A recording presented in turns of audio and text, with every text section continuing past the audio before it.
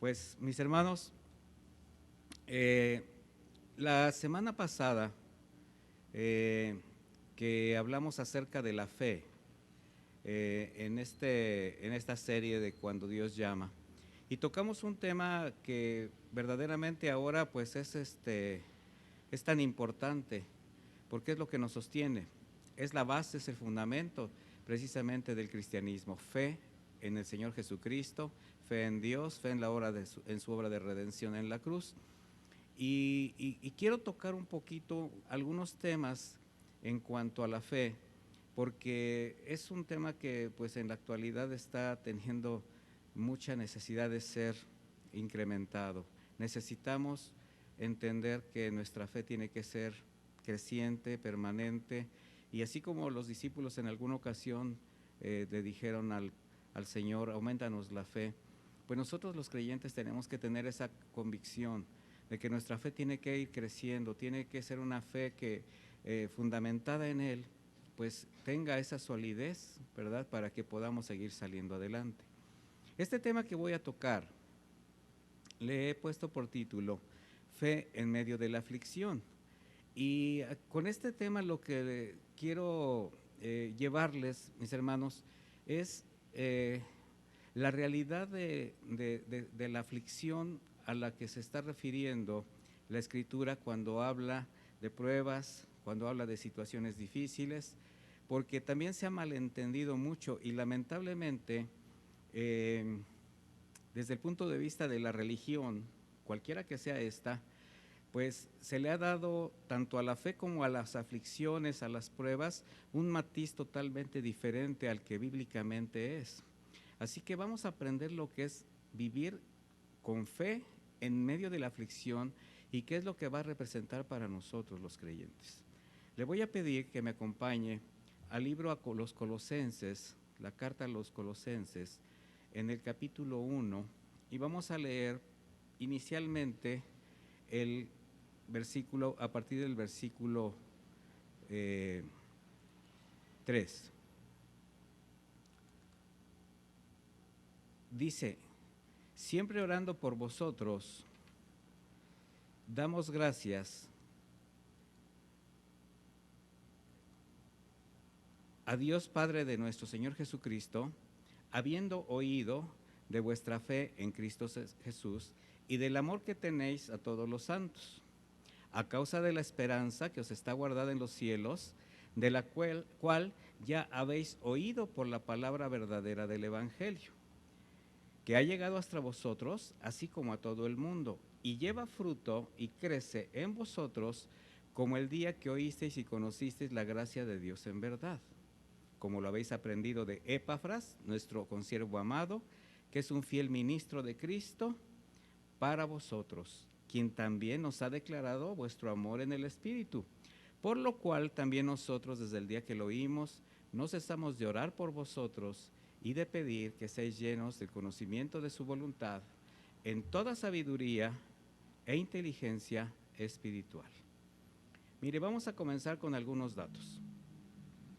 Por el orden en la carrera ministerial del apóstol Pablo, se cree que fue durante su primer encarcelamiento en Roma, por el año 61 de nuestra era, que escribió algunas de las cartas inspiradas por el Espíritu Santo a las iglesias, y que fue uno de sus discípulos, un hombre llamado Tíquico, quien se encargó de llevarlas a las iglesias establecidas en Colosas, Laodicea, Éfeso, y también a Filemón, un siervo y amigo de Pablo. Y precisamente durante este encarcelamiento, Epafras, de quien habla Pablo como un ministro de Cristo y que fue discípulo de él, pues a este hombre Epafras se le atribuye haber iniciado la iglesia en Colosas. Él visita a Pablo en su prisión para informarle lo que estaba sucediendo en Colosas, una iglesia creciente, cristiana, donde las falsas doctrinas estaban empezando a entrar pese al poco tiempo de su existencia. Y mire, eso es algo muy, voy a decir, común, que cuando el Señor empieza a levantar una obra una obra de parte de él, que viene de su corazón, de inmediato comienza a haber agresiones de diversas maneras.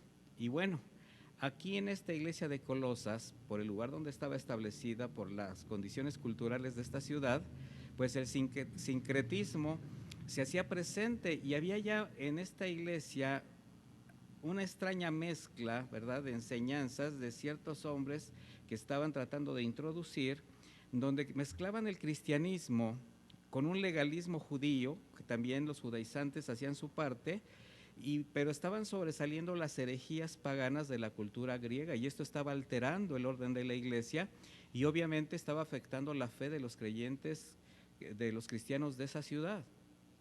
Estos falsos maestros que se estaban introduciendo en esta iglesia, lo que estaban enseñando eran doctrinas llenas de su gnosticismo tradicional. Y esto los llevaba ya a presentar a nuestro Señor Jesucristo como uno de los semidioses a los que ellos rendían adoración. O sea, ellos estaban ya tratando de verlo como un ser divino, semidivino, a los que ellos acostumbraban honrar. Es decir, que Jesucristo no era ni plenamente Dios ni hombre. Por tanto, ellos ya decían que para ellos no tenía ni el poder, ni la capacidad, ni la autoridad para satisfacer la salvación y la vida eterna del hombre. Y por tanto, se requerían diversas formas de adoración, de culto, así como muchas obras que les permitiera completar aquello que Jesucristo no podría realizar en plenitud. Por otra parte, estos mismos hombres presumían de un estado especial espiritual, ya que por sus filosofías, por sus creencias, se consideraban hombres iluminados que podían alcanzar un clímax espiritual, pero mediante el conocimiento y las obras, que incluía una rigurosa autodisciplina en las normas de vida. ¿A qué los llevaba estos, a este tipo de prácticas? A sentirse dioses en sí mismos, ¿verdad? Bueno, esto era lo que estaba pasando en Colosas, en la iglesia cristiana en Colosas. Y por medio de estas falsas doctrinas y ese alto concepto que tenían de sí mismos, estos maestros que estaban infiltrándose en la iglesia, que promovían pues diversidad de prácticas inmorales emanadas de sus tradiciones paganas, enseñando, entre otras cosas, esto que como finalmente el cuerpo, ¿verdad?, lo que es la parte material, regresa al polvo y el espíritu va a Dios. Vea cómo revolvían las cosas. Bueno, entonces lo que hicieras con tu cuerpo durante tu estancia en la tierra no importaba. O sea, tú podías hacer de tu cuerpo lo que tú quisieras. Finalmente, lo que regresaba al Señor era el espíritu. Y así, entre el abuso de la gracia, el legalismo tradicional de los judíos y las herejías locales, lo que estaba, ahora sí que estaba trascendiendo en el libertinaje y el pecado, avalado por estas personas, siempre y cuando cumplieran con diversos rituales o con obras donde de alguna manera agredían, laceraban, violentaban sus cuerpos a manera de purificación, y eso también era una especie de ayuda camino a su destino final con Dios. ¿Se da cuenta de lo que estamos hablando? Porque cualquier semejanza con la realidad tradicional de cualquier religión es mera coincidencia, ¿verdad? Es por lo que Pablo, pues dándose cuenta del problema, escribe esta carta donde entre muchos otros consejos les dice esto. Vayamos a Colosenses 2 a partir del versículo 1. Colosenses 2, 1. Si tiene su Biblia, habla, si no, en este momento yo se la voy a leer. Dice: porque quiero que sepáis cuán gran lucha sostengo por vosotros y por los que están en la Odisea. O sea, esto no estaba sucediendo solamente en la ciudad de Colosas. Dice, y por todos los que nunca han visto mi rostro. Ahí es donde nos damos cuenta que esta iglesia no la fundó Pablo, ¿verdad? Dice, para que sean consolados sus corazones, unidos en amor, hasta alcanzar todas las riquezas de pleno entendimiento, a fin de conocer el misterio de Dios el Padre y de Cristo, en quien están escondidos todos los tesoros de la sabiduría y del conocimiento. Aquí lo que está haciendo Pablo es exaltar a Jesucristo como Dios. Dice, y esto lo digo para que nadie os engañe con palabras persuasivas, porque aunque estoy ausente en cuerpo, no obstante en espíritu estoy con vosotros, gozándome y mirando vuestro buen orden y la firmeza de vuestra fe en Cristo. Por tanto, de la manera que habéis recibido al Señor Jesucristo, andad en Él, arraigados y sobreedificados en Él y confirmados en la fe, así como habéis sido enseñados, abundando en acciones de gracias. Fíjese la palabra que viene, mirad que nadie os engañe por medio de filosofías es sabiduría de hombre, filosofías y huecas sutilezas. Aquí ya estamos hablando de alguien que está usando estrategias para poder precisamente distraer. Dice, según las tradiciones de los hombres, conforme a los rudimentos del mundo y no según Cristo, porque en Él habita corporalmente toda la plenitud de la deidad. ¿Qué está haciendo Pablo? Está enseñando, está mostrando a la iglesia, a través de este mensaje a la iglesia de Colosas, la suficiencia de Jesucristo, de su obra redentora, del propósito por lo que tuvo que venir a dar la vida en la cruz para salvación de toda la humanidad. Y en medio de toda esta problemática religiosa que agredía la doctrina del verdadero cristianismo, él estaba afirmando a la iglesia sobre esta suficiencia de Cristo para la salvación eterna del hombre. Y también, al mismo tiempo, le está empezando a dar el verdadero sentido de la aflicción. ¿Por qué? Porque ya vimos cuáles eran las prácticas que estos hombres, que estas costumbres tenían. Para ellos, toda aflicción del cuerpo era parte de una práctica para agradar a Dios. Sin embargo, no reconocían su condición espiritual, no hacían nada por hacer cambios en su propia conducta. Es decir, las obras iban por encima, por delante de cualquier cambio de vida, que es lo que nosotros conocemos pues como la fe cristiana, como la vida cristiana, de quien proceda el arrepentimiento y el ser guiado por el Espíritu Santo lo está llevando, ¿verdad?, a una vida totalmente diferente. Pablo está enseñando que todas las aflicciones que pueden llegarse a sufrir por predicar el Evangelio, por defender la fe, por el nombre de Cristo, no son aflicciones que se deban procurar a conveniencia para causar un efecto de admiración en la gente a través de martirios personales. Es algo de lo que nosotros estamos plagados en un lugar como México, por ejemplo. Mucho menos tratar de emplear estas prácticas para obtener algún trato especial o favor preferencial delante de Dios. Porque además hay algo bien importante, mis hermanos. El Señor es soberano y Él sabe lo que permite. Y cuando algo es permitido por Él, cuando una aflicción llega que Él ha permitido alguna prueba, ahí no se puede ni siquiera uno hacer de lado. Finalmente no es algo que se puede evitar o de lo cual te tengas que sentir avergonzado, porque esa es la otra parte, sino recibirlo, aceptando la voluntad de Dios. Los creyentes tenemos que tener una convicción que todas estas cosas son pruebas que nos permiten madurez, afirmación en nuestra fe. Por ejemplo, hubo un caso en el cual los apóstoles en Jerusalén pues empezaron a ser perseguidos por los mismos judíos, por aquellos que llevaron a la cruz al Señor Jesús, y entonces les prohibían pues predicar el Evangelio de Cristo. Finalmente los arrestaron, los tuvieron en cautiverio un poco y trataban de alguna manera establecer algo que los permitiera tenerlos callados.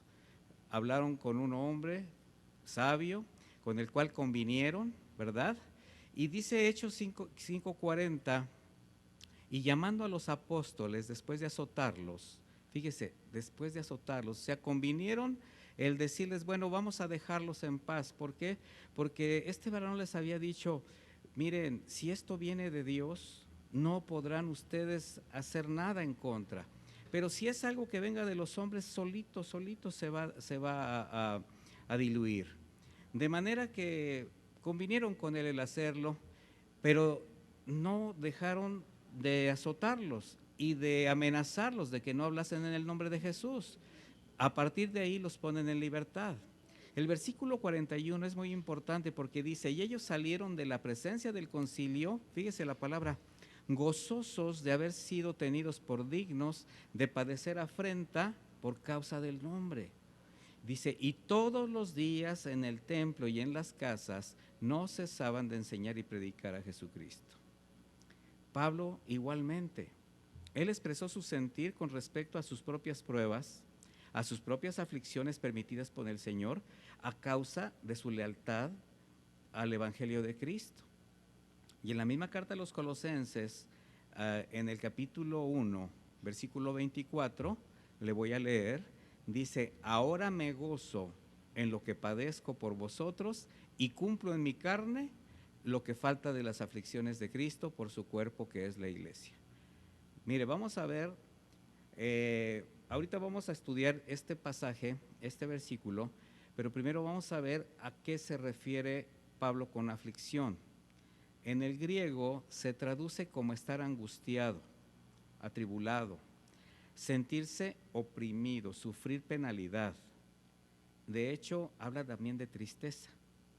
Y aquí está haciendo Pablo una referencia directa a sufrimientos debido a la presión en situaciones, en circunstancias difíciles causadas, en este caso, por el rechazo, el antagonismo que mucha gente tenía para contra él y le procuraban el mal. Ahora, Pablo, ¿qué nos está enseñando? El verdadero sentido de la aflicción, porque había algo más. Las prácticas de autoflagelación, que por un lado practicaban para acceder al favor de Dios, por decirlo así, también por otra parte fomentaban supuestas buenas obras, como el ser generosos, como el hacer ciertas cosas que tenían que ver con beneficiar a la sociedad, a los semejantes, pero esto se hacía de acuerdo a su propia moral. Y esto, tanto uno como lo otro, formaban parte de un proceso de santificación para ganar gracia en el Señor. Sin embargo, Pablo está diciendo, yo cumplo en mi carne lo que falta de las aflicciones de Cristo. Ahora, con esto no está diciendo que la muerte del Señor Jesús fue insuficiente para salvación. O sea, Él no se está poniendo como un completador de lo que el Señor dejó inconcluso, no. No, tampoco esto representa que exista una cierta cantidad de padecimientos de Cristo que haya dejado pendientes, tampoco. No es algo que el creyente deba pagar, porque entonces eso sí nos llevaría a las obras. Lo que Pablo está afirmando es que tanto el sufrimiento como la aflicción son inevitables para los creyentes cuando disponen su corazón a obedecer la palabra de Dios. Y yo sé que muchos saben de lo que estoy hablando.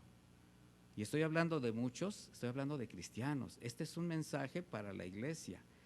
Usted sabe de lo que estoy hablando, de que quien ha decidido llevar las buenas nuevas a los demás, a predicar el evangelio y dar evidencia de que usted es una persona que ha sido transformada por Cristo, esto le lleva a tener aflicciones y penalidades. A eso es lo que le llaman los sufrimientos de Cristo, porque todos los verdaderos cristianos, hablo de los redimidos, los nacidos de nuevo, desde nuestro nuevo nacimiento, mis hermanos, estamos unidos a Él.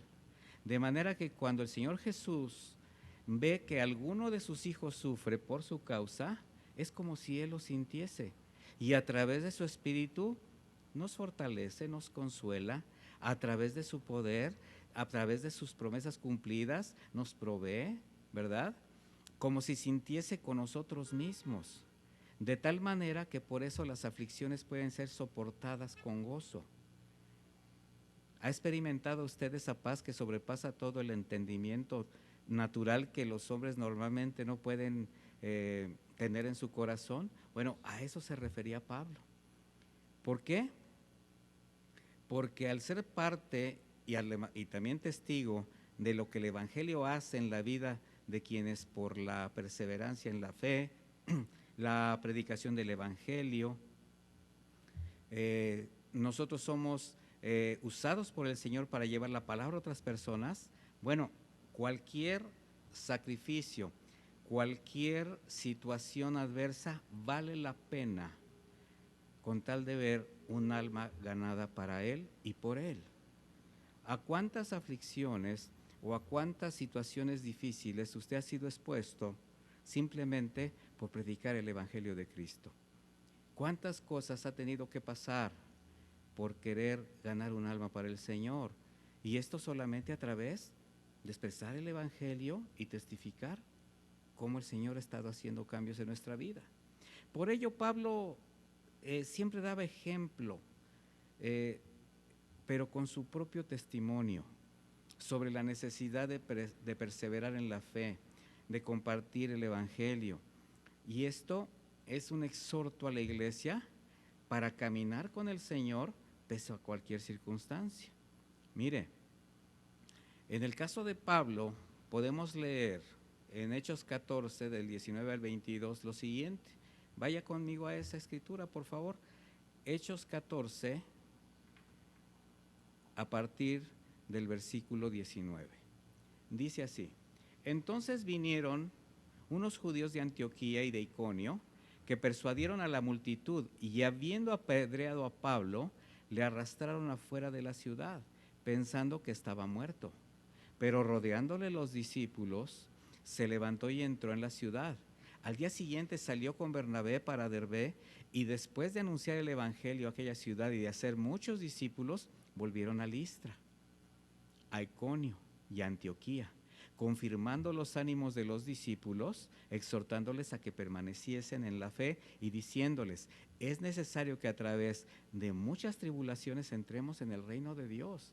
No es ganar el reino de Dios por obras, es que es una causa, es una consecuencia como hijos de Dios, que la predicación del evangelio nos va a traer tribulación. Mire, el ejemplo de Pablo en este pasaje que leímos es cómo después de haber sido apedreado, o sea, literalmente lo echaron de la ciudad pensando que estaba muerto. Los eruditos hablan de que realmente murió, y al rodearle los discípulos a orar por él fue que se levantó. Ahí es donde el Señor lo lleva a ver cosas maravillosas. Ahí le fue revelado todo aquello que nosotros después vemos que hasta el Señor le tuvo que dar un aguijón para que no se elevara su ego por las revelaciones. Y bueno, ¿qué hizo Pablo? Siguió predicando el evangelio, siguió caminando. ¿Y a dónde regresa? A Antioquía, confirmando a los discípulos: no importa lo que hicieron, no importa lo que sucedió, yo continué predicando el evangelio y les está animando a que hagan lo mismo.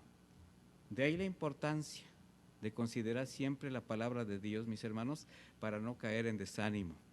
Necesitamos aprender a discernir los tiempos para evitar que las doctrinas engañosas, que por un lado mantienen a quienes llegan a la fe o en un temor profundo, ¿verdad?, para que dependan de ellos, o prometiéndoles una burbuja de comodidad donde nada los va a tocar. Ninguna de ambas cosas es algo que está escrito en la Biblia, mis hermanos. Quienes enseñan a sus seguidores que pueden manipular a su antojo la voluntad de Dios y hacer de lado el sacrificio de Cristo mediante aberrantes obras y ofrendas, solamente son agresores del Evangelio de Cristo. Mire, son obras que con nombrarlas ofenden a nuestro Señor. El apóstol Pablo, en la carta a los Filipenses, hablando acerca de este asunto, les dice esto. Vaya conmigo a Filipenses 1, a partir del versículo 27, por favor. A partir del versículo 27. Permítame tantito.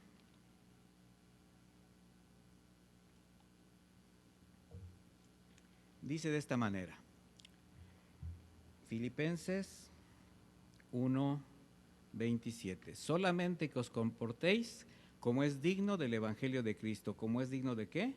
de que somos hijos de Dios, formamos parte de un cuerpo. Dice, para que sea que vaya a veros o que esté ausente, oiga de vosotros que estáis firmes en un mismo espíritu, combatiendo unánimes por la fe del Evangelio y en nada intimidados por los que se oponen, que para ellos ciertamente es indicio de perdición, mas para vosotros de salvación, y esto de Dios, porque a vosotros os es concedido, escuche bien lo que estoy leyendo, a vosotros os es concedido a causa de Cristo, no solo que creáis en Él, sino que también padezcas por Él, teniendo el mismo conflicto que habéis visto en mí y que ahora oís que hay en mí.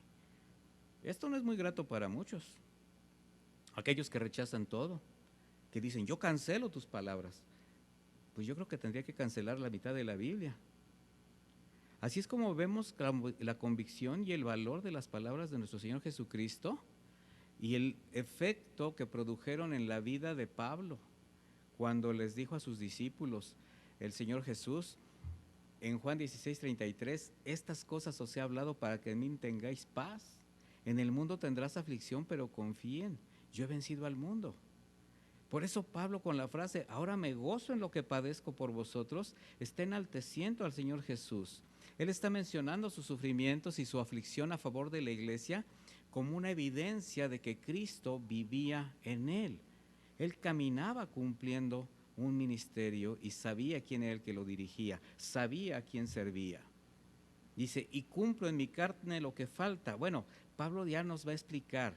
Él sabe que habrá que sufrir o que cumplir sufrimientos que a su tiempo y bajo la voluntad de Dios habrían de ser soportados por él y por sus contemporáneos. ¿Por qué? Porque cada creyente en la generación que le corresponda vivir va a tener que sufrir sus propias aflicciones por caminar con el Señor.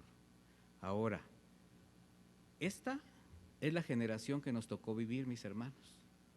Y ahora estamos viviendo un tiempo donde el temor, la incertidumbre, la inconformidad, el reclamo, así como el rechazo a la realidad y la insensibilidad son más evidentes en todos sentidos. ¿A qué me refiero? Por un lado está una parte de la humanidad que está inconforme, como lo es el hombre, que incluso reclama, que rechaza, que tiene, pues sí tienen temor, pero al mismo tiempo quieren sacar adelante sus proyectos. Y por eso mismo también hay un rechazo a la verdad, a la realidad que estamos viviendo. Y se hacen insensibles. Y esta insensibilidad los lleva a la irresponsabilidad. ¿Por qué? Porque la insensibilidad y el rechazo a la autoridad está haciendo que esta pandemia se haga cada vez más extensa, que cada vez las personas se contagien más. Y bueno, vaya que estas...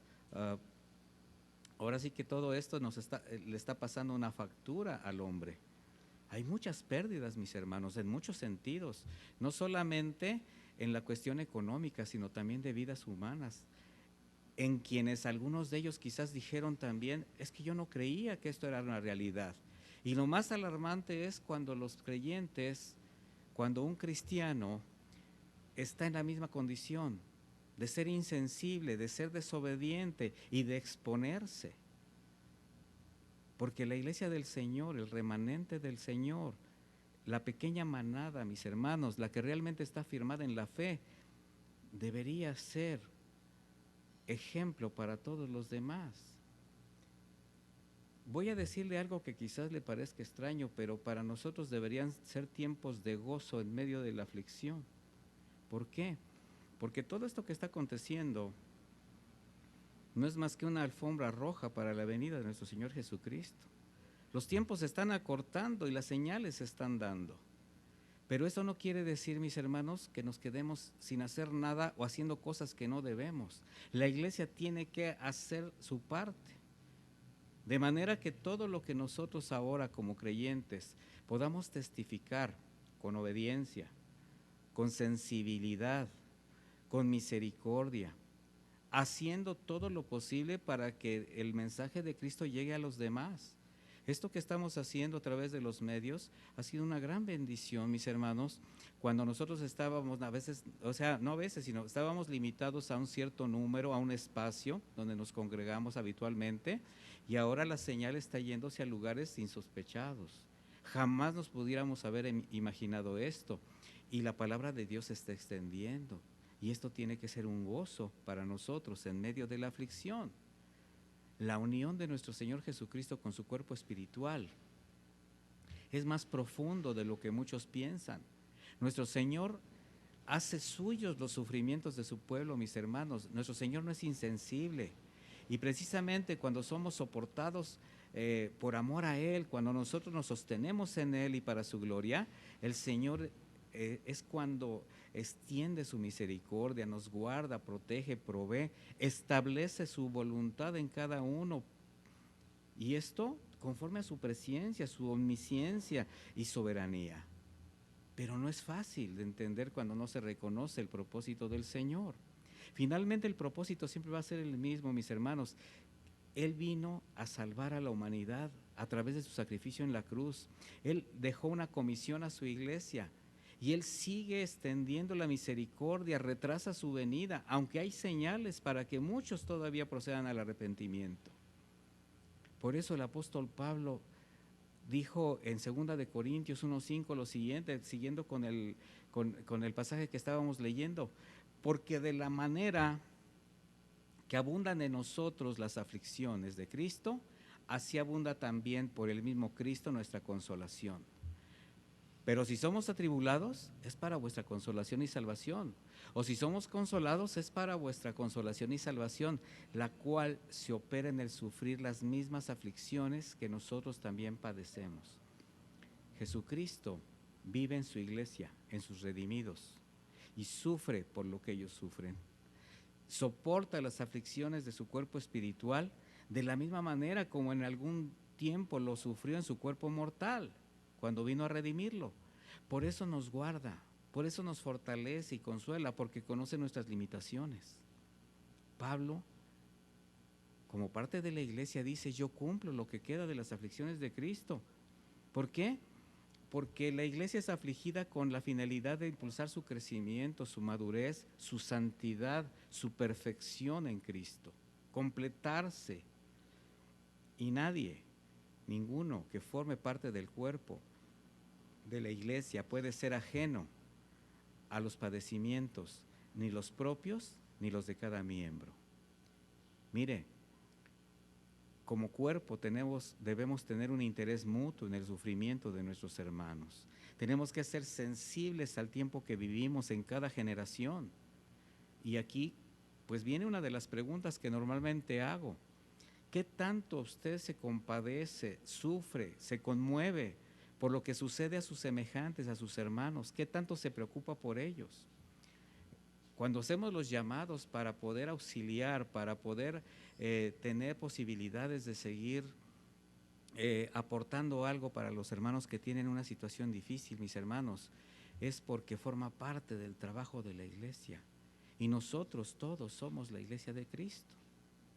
Primera de Corintios 12:26 dice: de manera que si un miembro padece, todos los miembros se duelen con él.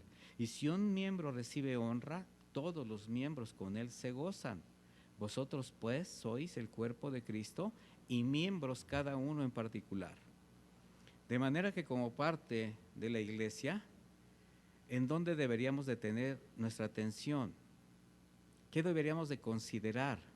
Que tanto nuestra aflicción como nuestro sufrimiento, como nuestro gozo, sea individual, sea con los hermanos, nos tenemos que ver siempre como integrantes de una gran familia. Así es como se está llevando a cabo un plan perfecto del Señor en cada uno de nosotros.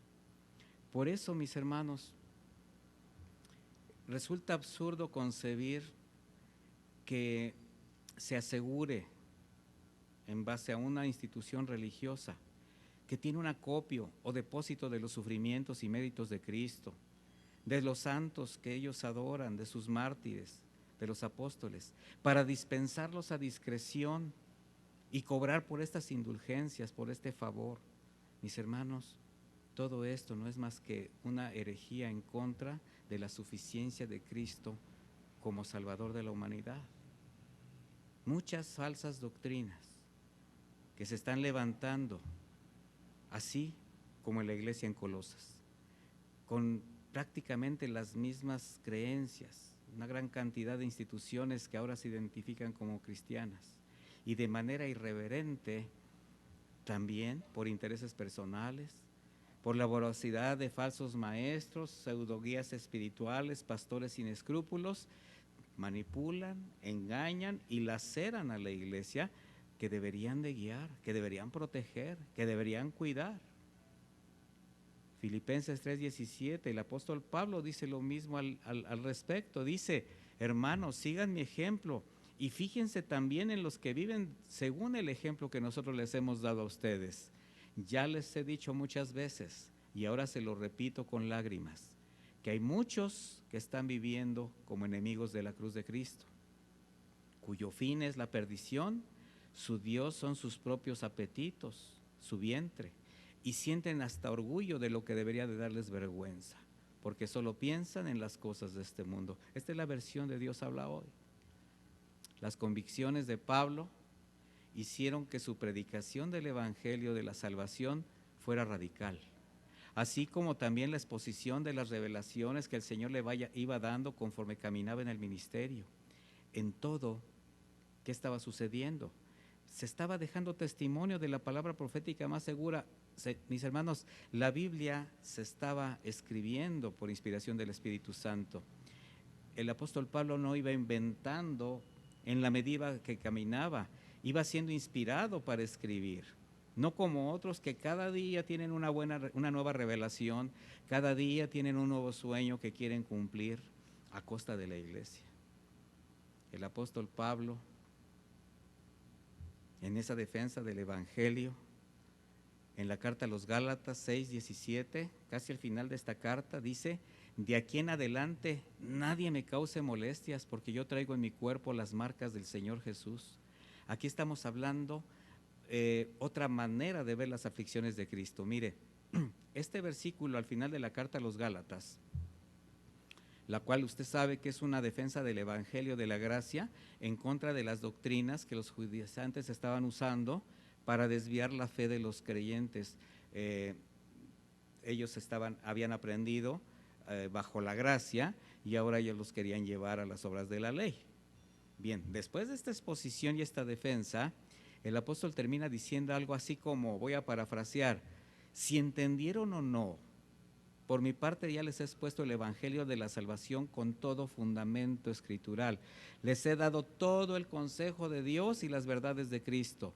Pero si no quieren entender, entonces ya no me sean molestia, porque yo sé lo que soy en Jesús, el Hijo de Dios. Mire, nadie me moleste creyendo que al oponerse a la autoridad apostólica podían alterar la fe de Pablo como una marca segura, es lo que les está diciendo. Él tenía un sello indeleble en su corazón de a quién servía, en contraste a los maestros judaizantes que se gloriaban en la satisfacción de su carne, su prestigio, su interés personal. Para ellos era tan interesante, tan importante la circuncisión. Sin embargo, Pablo les dice: yo llevo en el cuerpo con un alto honor las marcas de Cristo, es decir, todo aquello que fue causado por los hombres, por la persecución, por las circunstancias, por causa de Cristo. Y no solamente está hablando de marcas físicas en el cuerpo, no todo está hablándolo desde el punto de vista del sufrimiento corporal, no, mis hermanos. Las marcas que llevamos de Cristo afectan nuestra moral, afectan nuestra economía, nos afectan físicamente y también afectan nuestra espiritualidad. ¿Por qué? Porque en cada una de estas marcas podemos ver a Jesucristo actuando en nuestras vidas. Él va transformándonos poco a poco. Todo aquello que tiene que ser demandado, todo aquello que tiene que ser cambiado, el Señor lo va cambiando, lo va fortaleciendo, lo va quitando. Y lo que está haciendo Pablo metafóricamente es una referencia a esas marcas que se grababan en los esclavos por medio del fuego, pero era para indicar quién era su dueño. De manera que todas estas marcas de Pablo, no solamente en su físico por lo que había sufrido, también los cambios en su moralidad, sus cambios espirituales, todas las cosas que tenían que haber afectado una nueva manera de vivir, una forma diferente de pensar.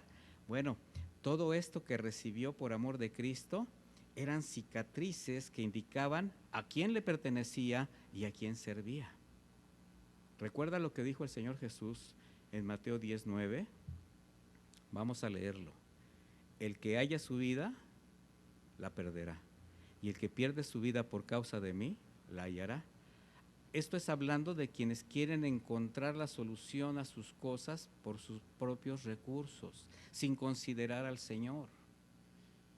Para gloria de Dios, mis hermanos, muchos hombres, muchas mujeres fieles a lo largo de la historia han sufrido y han dado su vida por causa de la predicación de la verdad, por la palabra de Dios, han defendido el Evangelio, han llevado las palabras a otros espacios, no les ha importado las situaciones por las cuales hayan tenido que pasar, a lo que hayan tenido que renunciar. ¿Esto en quién sucede? Pues en quien comprende que el Evangelio de Cristo tiene implícito un mensaje y un ejemplo de compromiso. No solamente es verlo como algo muy romántico, llevar las buenas nuevas, sí, hay que predicar, sin embargo, hay que hacerlo con compromiso, hay que hacerlo con testimonio, hay que haciendo dando pruebas de la fe.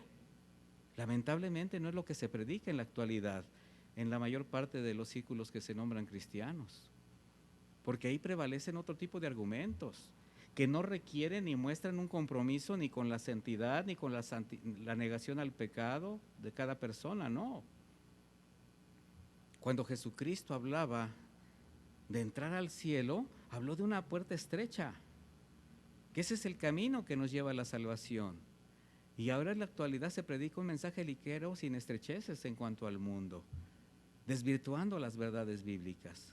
Pero eso sí, se habla de mucha prosperidad, éxito, gozo, pero sin temor de Dios. Mucha búsqueda de la paz, pero la del mundo, sin arrepentimiento, sin santidad, sin cruz, sin una corona de espinas, sin una negación al pecado, sin aceptar las pruebas. Mensajes con mucha tibieza, que no exponen a nadie a la persecución, al vituperio. Una predicación sin defensa del Evangelio, sin demanda de una vida apartada de pecado, una vida de compromiso, mis hermanos. A los creyentes ahora en muchos espacios se les malenseña a no pensar que están puestos para sufrir por la causa de Cristo. Y les dicen, pero si Él ya sufrió por ti, Él a eso vino, a salvarte, y te trajo vida y vida abundante para hacerte rico, sano, exitoso. Nada más blasfemo. Para ellos es suficiente la búsqueda de milagros, pero sin la edificación de la palabra. No hay vida de oración, pero se abundan las expresiones metafísicas, como yo declaro, decreto y confieso positivo. La Biblia solamente es para malversarla, para mezclarla con filosofías de hombres y hacer una causa personal. Mis hermanos, no hay misericordia, no hay cuidado, no les interesa la posición espiritual de cada una de las personas que se acercan buscando del Señor.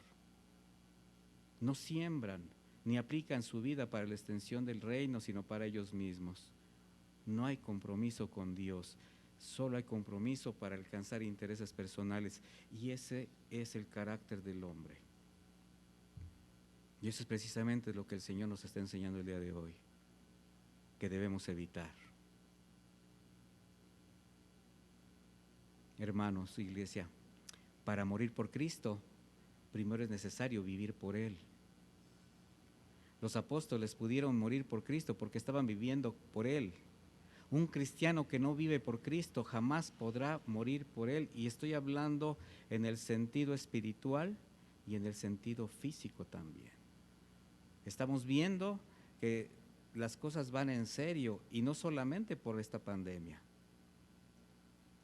Resulta a veces lamentable, pero me ha tocado ver a lo largo de este tiempo personas cuidándose y perdiendo la vida por otras causas que no tiene que ver el cuidarse por no contagiarse por este virus, porque han sido violentados de otra manera o han tenido un accidente. Mis hermanos, las enseñanzas del Señor son claras para seguirle a Él. Lucas 9:62 dice: ninguno que poniendo su mano en el arado mira hacia atrás es apto para el reino de Dios. Lucas 14:26 dice: si alguno no aborreciere padre o madre y aún su propia vida, no puede ser mi discípulo. Y hemos enseñado que no significa la palabra aborrecer, hacer de lado, odiar o hacer, no, está hablando de que no pongas nada por encima del amor de Dios. Segunda Timoteo 2:4 dice, y esto es para quienes servimos: ninguno que milita en los negocios de la vida se enreda con los negocios del mundo. Filipenses 1:21, para mí el vivir es Cristo y el morir es ganancia. De manera que si estamos dispuestos a seguir a Cristo y caminar con Él en las sendas de justicia, es decir, en sus caminos, entonces necesitamos estar dispuestos a padecer por Cristo. Ahora ya sabemos de lo que se trata.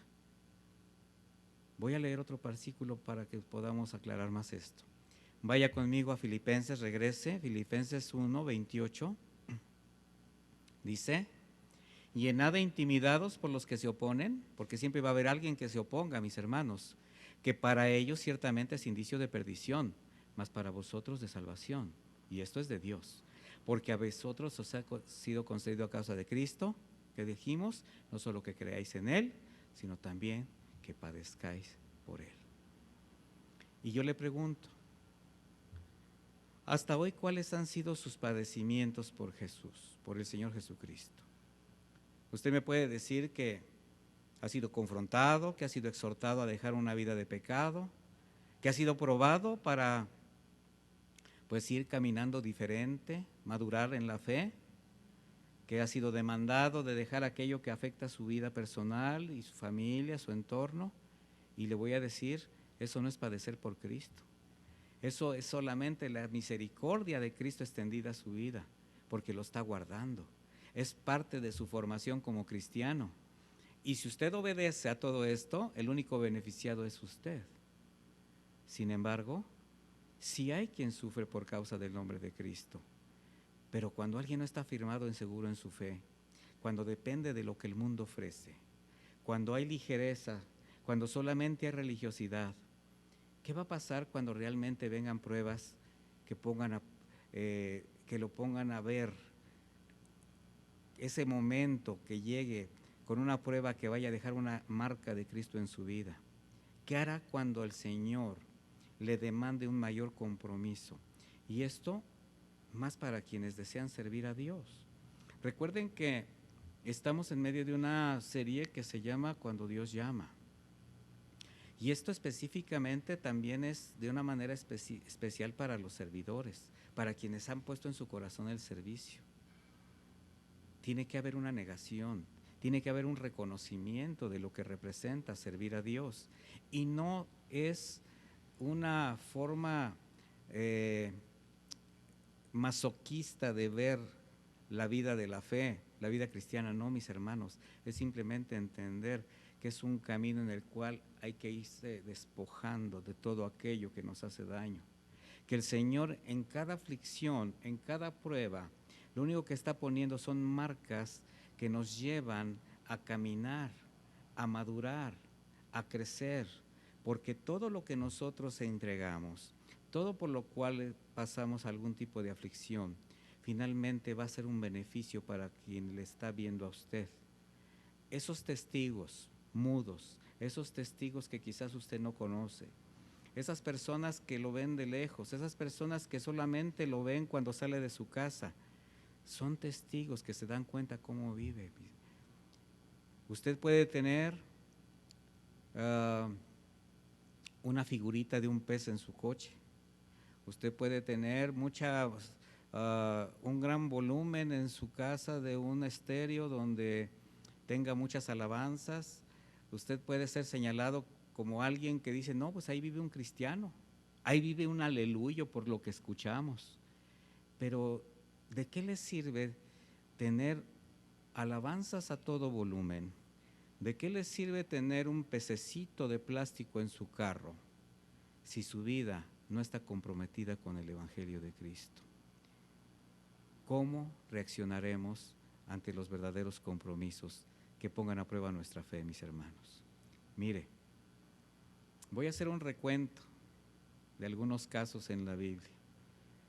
¿Se acuerda de Cedrac, Mesac y Abednego cuando estuvieron frente al horno de fuego ardiendo? Ellos no temieron a ser sacrificados, simplemente no adoraron la estatua del rey Nabucodonosor. Daniel no negó su fe y oró abiertamente al Señor, como acostumbraba, sabiendo que le tendían una trampa, y no tuvo temor cuando fue echado a un foso de leones hambrientos. El profeta Jeremías continuamente fue escarnecido y finalmente fue echado a un pozo, preso por predicar la palabra que Dios le daba para que mencionara al pueblo. De ese pozo fue sacado solamente para meterlo vivo dentro de un tronco hueco y ser aserrado. Esteban murió apedreado y fue uno de los primeros 7 diáconos de la iglesia en Jerusalén.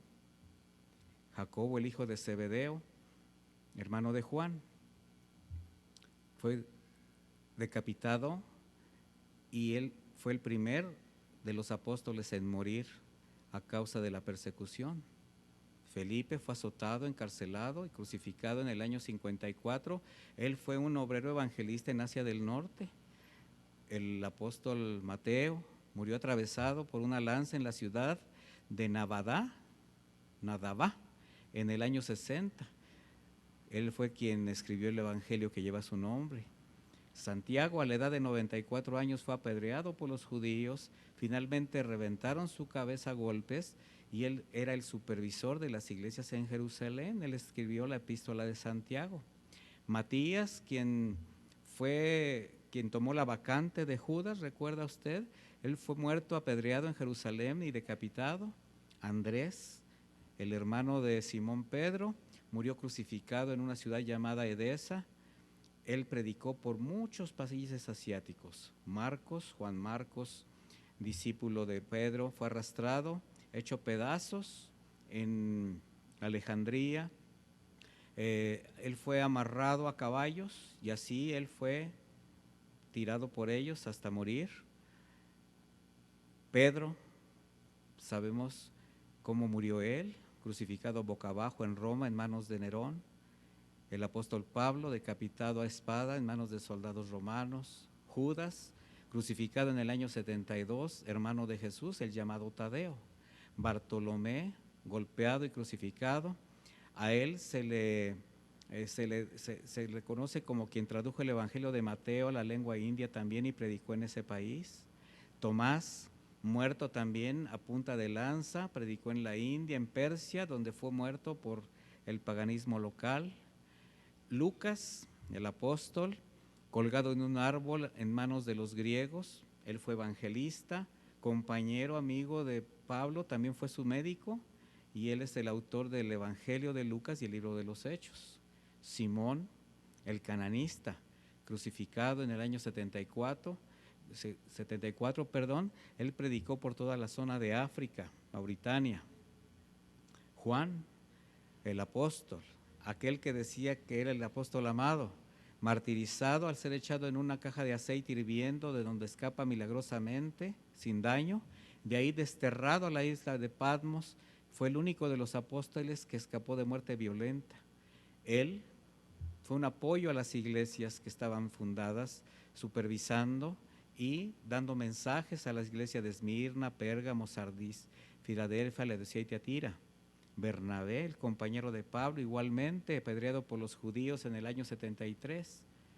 En el Coliseo romano, mis hermanos, muchos fueron muertos, devorados por fieras, otros quemados en hogueras, y ellos morían alabando el nombre del Señor, cantando alabanzas.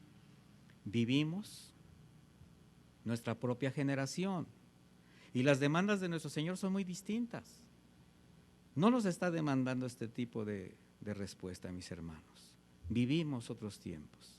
Sin embargo, ¿Cómo está respondiendo cada uno a sus propias pruebas, a sus propias aflicciones, al desierto? Aquello que sabemos que de alguna manera el Señor está usando para fortalecer, también para que dependamos de Él, para probar nuestra lealtad, nuestra fe, para caminar, para permanecer, para perseverar.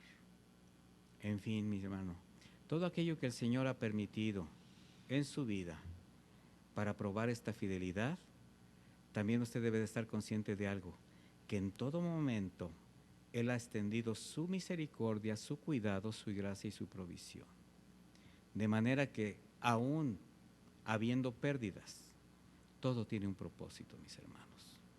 Y la pregunta es, ¿hasta dónde nos va a alcanzar nuestra fe? ¿Sabremos perseverar en nuestra fe en medio de la aflicción? Vamos a orar.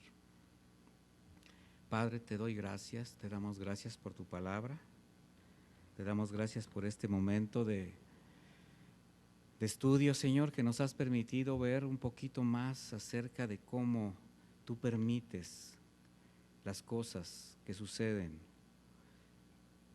diversas, diferentes en cada uno. Tú tienes un trato especial con cada uno de tus hijos, tú tienes un trato distinto con cada uno de tus redimidos, pero finalmente el propósito es el mismo. Pero tú conoces el corazón, tú conoces las necesidades, la medida de fe, y en base a eso, Señor, es como tú obras, de manera misericordiosa y soberana. Lo único que te pedimos, tus hijos, es que nos guardes, Señor. Sí aumenta nuestra fe, Señor, sí es un clamor.